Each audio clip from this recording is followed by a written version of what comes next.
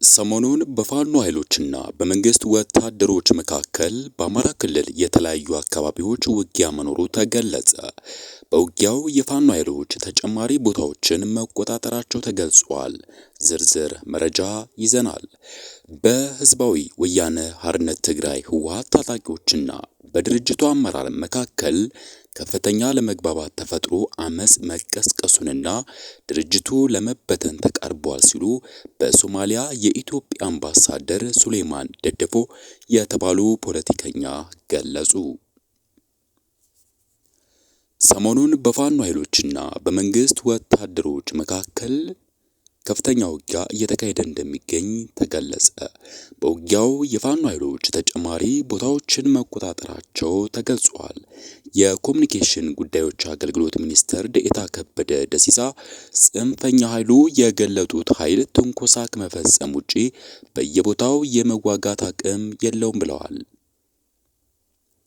ትላንት ምሽትን ጨምሮ ሰሞኑን በፋኖ ኃይሎችና በኢትዮጵያ መንግስት ወታደሮች መካከል በአማራ ክልል የተለያዩ አካባቢዎች ውጊያ መኖሩ ተገልጿል። በውጊያው የፋኖ ኃይሎች ተጨማሪ ቦታዎችን መቆጣጠራቸው ተገልጿል። የፋኖ ኃይሎች በሰሜን ወሎ ዞን በአማራ ክልል የተለያዩ አካባቢዎች ሰሞኑን በነበሩ ውጊያዎች የፋኖ ኃይሎች በርካታ አካባቢዎችን መቆጣጠራቸው ነው የተገለጸው። ደቡብ ጎንደርና ሰሜን ወሎ መገናኛ ቦታ በሆነችው ጨጨሆ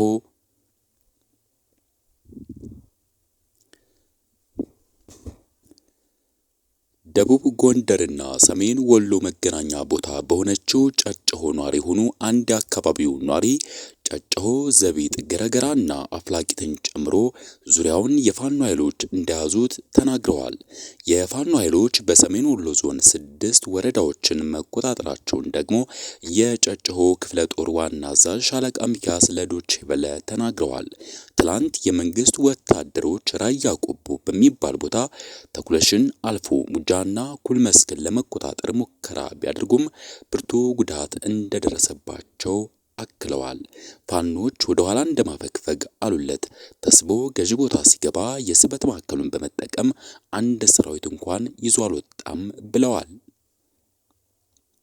የኮሙኒኬሽን ጉዳዮች አገልግሎት ሚኒስትር የመከላከያ ሰራዊት ቃል አቀባይ ብርጋዴር ጀነራል ጌትነት አዳነ ስለ ሁኔታው እንዲነግሩን በእጅ ስልካቸው ደውለን ብንጠይቃቸውም ከመንግስት ኮሙኒኬሽን በኩል ካልመጣ መልስ እንደማይሰጡ አሳውቀዋል።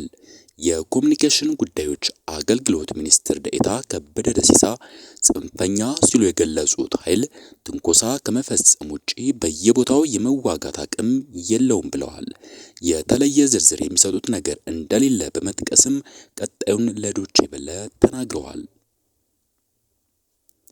የተለየ መረጃ አድርገን የምንነግረው የለም ለሚዲያ የሚሆን ጽንፈኛ ቡድኑ በየቦታው ትንኮሳ ነው የሚፈጽመው እንጂ ቆሞ የመዋጋት አቅም አደረጃጀትም የለውም ሲሉ አክለዋል። ሌላ የፋኖ ታጣቂ በበኩላቸው በሰሞኑ ውጊያ ሳንቃ ዘቢጥና ዲባላን የመሳሰሉ ቦታዎችን መቆጣጠራቸውን ገልጸዋል። በፋኖ ቁጥጥር ስር የገቡ ብዙ ወረዳዎች፣ ብዙ ቀበሌዎች አሉ።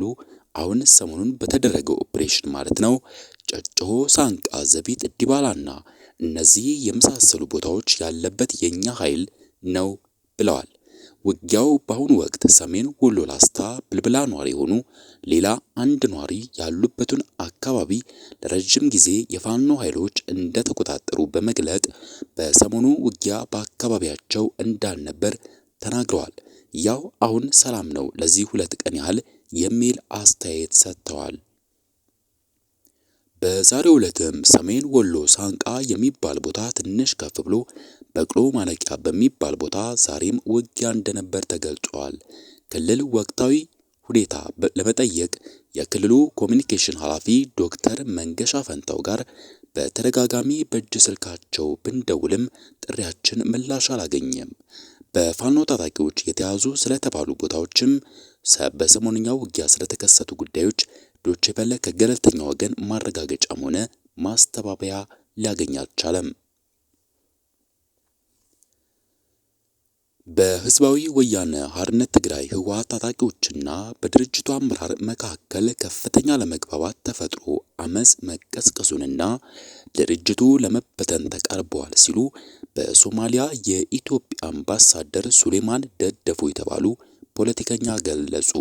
አምባሳደር ሱሌማን በኤክስ ገጻቸው ላይ ባሰፈሩት ጽሑፍ የትግራይ ህዝብም ሆነ የድርጅቱ ታጣቂ ኃይል በህወሓት አመራር ላይ ትዕግስትና ተስፋው ተሟጧል ብለዋል። እንደ አቶ ሱሌማን ገለጻ ለዓመታት የድርጅቱ የጀርባ አጥንት የነበረው የታጠቀው ኃይል አሁን ላይ ለአመራሩ ጀርባውን በመስጠቱ የድርጅቱ የመጨረሻ ምሽግ እየተደረመሰ ይገኛል ነው ያሉት። ህወሓትና የትግራይ ህዝብ አንድ ናቸው እያሉ ሲያጭበረብሩ ኖረዋል። አሁን ግን ከታጣቂዎቻቸው ጋር እንኳን አንድ መሆን አቅቷቸው እርቃናቸውን ቀርተዋል ያሉት አቶ ሱሌማን የተቀሰቀሰው አመጽ ተጨማሪ የህይወት መስዋዕትነት ከማስከተሉ በፊት የህወሓት አመራሮች በቁጥጥር ስር ውለው ለፈጸሙት ወንጀል ተጠያቂ መሆን አለባቸው ሲሉ በመግለጫቸው አሳስበዋል። ይህ መግለጫ የወጣው ከፕሪቶሪያው የሰላም ስምምነት በኋላ በህወሓት ውስጥ ከፍተኛ የሆነ የውስጥ መከፋፈልና የስልጣን ሽኩቻ መኖሩን የሚያመላክቱ መረጃዎች በስፋት በሚወጡበት ወቅት ነው።